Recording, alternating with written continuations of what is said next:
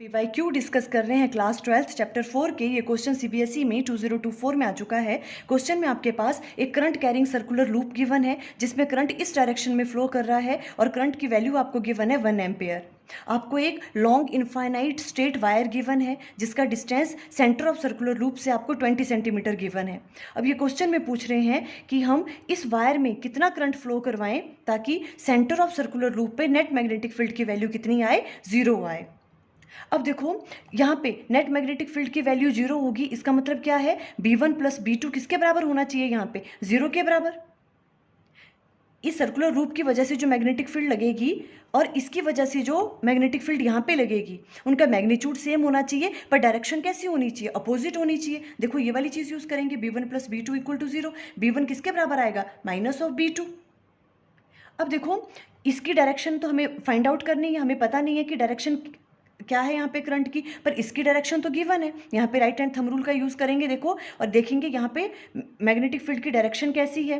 Right hand thumb rule का use करेंगे तो करंट के डायरेक्शन में देखो हमने थंब को प्लेस किया और अंदर देखनी है हमने मैग्नेटिक फील्ड की डायरेक्शन। फिंगर्स कहाँ कर्ल कर रही हैं, इनवर्ट डायरेक्शन में, तो यहाँ पे मैग्नेटिक फील्ड लग रही है इनवर्ट डायरेक्शन में। अब यहाँ से कैसे करंट फ्लो करवाएं, हम इस तरह से करंट फ्लो करवाएं ताकि इसकी वजह से जो मैग्नेटिक फील्ड यहाँ पे होगी उसकी डायरेक्शन क्या होनी चाहिए, आउटवर्ड, तभी वो एक दूसरे को कैंसिल आउट करेंगे। तो देखो करंट की डायरेक्शन इस डायरेक्शन में होगी, यहाँ इसकी वजह से देखो यहाँ पे अब मैग्नेटिक फील्ड की डायरेक्शन क्या होगी, करंट की डायरेक्शन में रखेंगे हम थंब को, और फिंगर देखो यहाँ पे कैसे आ रही है, आउटवर्ड डायरेक्शन में। तो इसकी वजह से यहाँ पे मैग्नेटिक फील्ड आ रही है आउटवर्ड और सर्कुलर लूप की वजह से आ रही है इनवर्ड। ये एक दूसरे को क्या करेंगी, कैंसिल आउट करेंगी। इट मीन्स यहाँ पे कैसे डायरेक्शन होगी करंट की, पॉजिटिव एक्स एक्सिस की तरफ।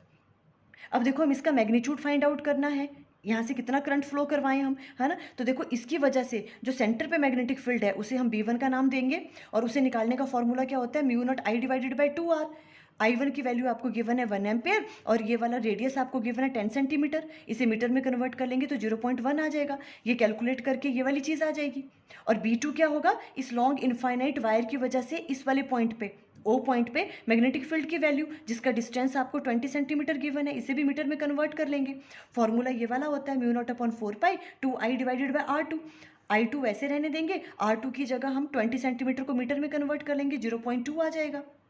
अब इस वाली कंडीशन में हम पुट करेंगे ये, बिकॉज अंदर हमें क्या चाहिए, सेंटर पे नेट मैग्नेटिक फील्ड की वैल्यू 0। इट मीन्स B1 किसके बराबर होना चाहिए, B2 के बराबर। दोनों की वैल्यू पुट करेंगे, जो चीज़ें कैंसिल आउट हो रही हैं उन्हें कैंसिल आउट करेंगे, और I2 की वैल्यू आ जाएगी -2 पाई। Thank you.